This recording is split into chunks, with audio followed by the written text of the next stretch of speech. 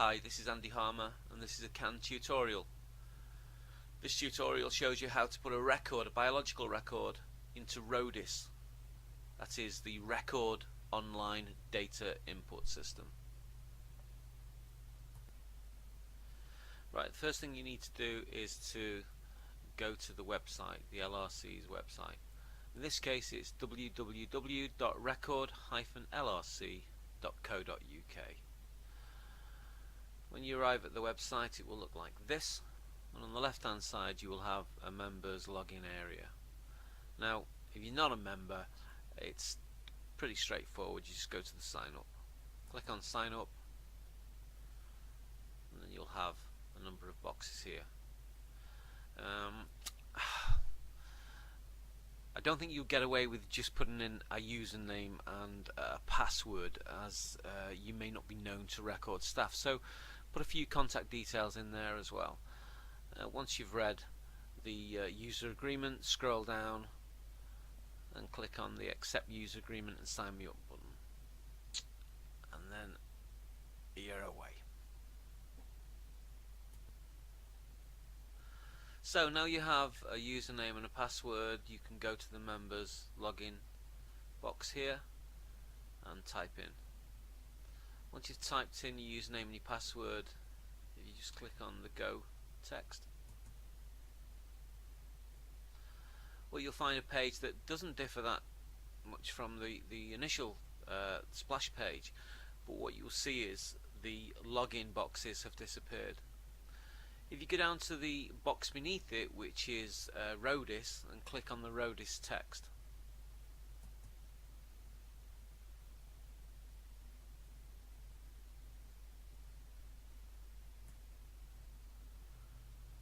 this gives us, or takes us to this screen. What we have here is a background and then a floating layer. The floating layer is the recording folder. So these are just files that have been submitted before. We need to create a new file for this record or this batch. So we'll go up to the button here, create new file, and click on it. As you can see, a box appears here saying add new file.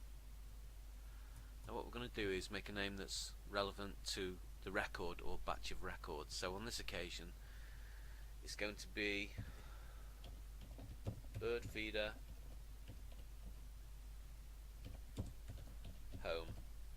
It's only relevant to me, and then click on save.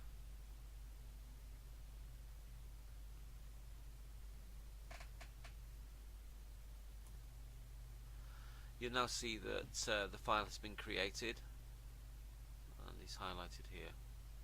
What we need to do now is click on that file and then go to the button open file. Click on that. Then it gives you the layer underneath, which is the input layer.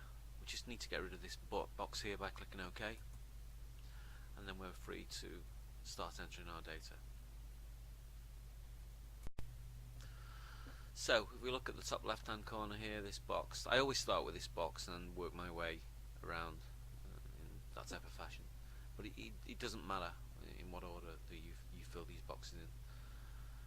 So the species that I saw today, or one species of bird I saw today, was coal tit. So I'm going to enter that. Now I don't know the scientific name for it, so I'm just going to write coal tit in English. It's not going to accept that. It's going to actually turn that block to red, but that's okay, because when I come across to the taxon dictionary here, that's going to help me find the scientific name. So I'm just going to click on that. Straight away, as expected, it turns the this area to red, which is telling me that it's a no-go. I need to change something. So that's fine, because I can go down to this list here and pick up the bird that I saw, click on it, and actually put the binomial scientific name in. Okay, going on to grid reference. It's not always great to try and find a grid reference, but this is a superb tool on the right hand side here. If you go to Google Map and click, it will then give you a large map of the recording area.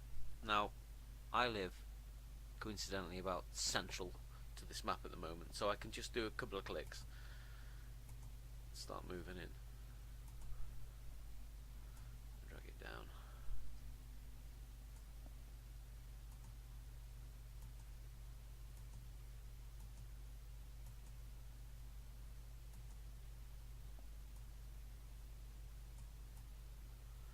Now this is perfect because all I have to do is get myself to a level where I can click and create a small square. Now as long as I'm sure that that small square covers the area where I saw the bird, then that is fine, and I know exactly that that is correct because I know where I parked my car and I know where the feeder is in relation to that car.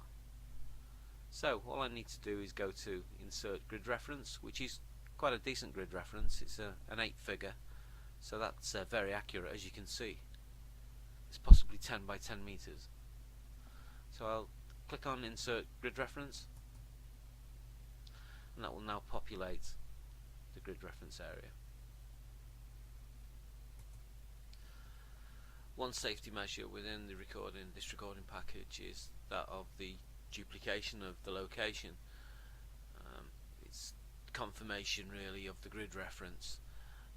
It saves errors such as I've come across in the past of a grid reference relating to the middle of the Dee estuary and the location being inland 4 miles away. So what I don't do is take too much notice of this particular list here that you get by clicking on find. I tend to find that they're never that quite accurate, or they don't find me the place I'm looking for, so I just click on the Frodsham County Parish or whatever the county parish is, and then I will make amends for that by putting more descriptive text in the full location. For instance, rear of 79 High Street, Frodsham. So there's no doubt between the grid reference and the parish and the text here where that record has been procured. Okay, now we'll go over to the date. Unfortunately the date's already in there, but I'll remove it and show you how I got that date. You have a nice little icon of a calendar here, this is a good tool, especially if you're doing stuff on the day, because you just click on it, go down to the bottom, click on today's date, and it just adds it here.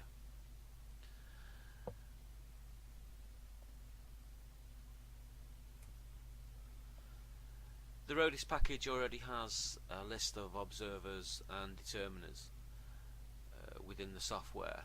So the way to put the observer and determiner in is to you just click here within the box, and then you have this new box that comes up, and it's called the name lookup tool. Now thankfully there's not too many harmers, so it's not going to take too long, but if I type in harmer and then search, and it comes up with whatever, 7 harmers. Now I suspect that Mr. Andy Harmer A is going to be the same as Mr. Andy Harmer A with the capital R, and perhaps even Andy Harmer at the bottom. I'm going to click on the top one, and I'm also going to insert the determiner, because not only did I observe the animal, I also determined that it was a cultit. So I'll click on the insert to observer and insert to determiner, and then I'll click close. Right, sex, stage, you don't have to use this, but I'll put in this an adult. Abundance, 1. And the record type, well, I'm going to be lazy and just put field record for now. I have no comments, so I will now go to add record. Click on add record, and you'll see this record appear on the list. There it is.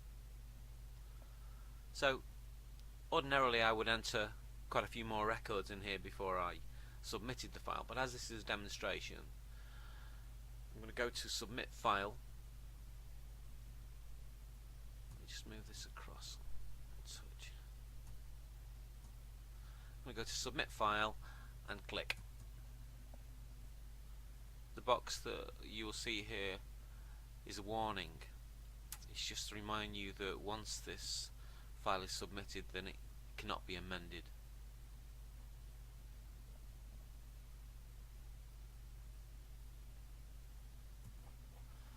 And here we have confirmation that you've submitted your records. Just click on that and you'll see the top file here is home bird feeder, which was the file that we created moments ago, and then it contains one record, which is the Coltic record. Now, one thing I would ask you to do, and this is not just for your own records but also for Dave Skingsley, who is our recorder for Can. He would like any records that you send to Rodis, he would like duplicates of, and there was quite an easy way of doing this. What you do is you click on the file and then you go to export. Click on export and it will ask you for an email address to which it can send a spreadsheet. Now mine is andy@andyharmer.com, and I will click on send, and that will now send me an Excel spreadsheet that I can keep for my own records, and I can also send a copy of it to Dave, our recorder. Okay, this concludes the tutorial for the Rodis. Thank you.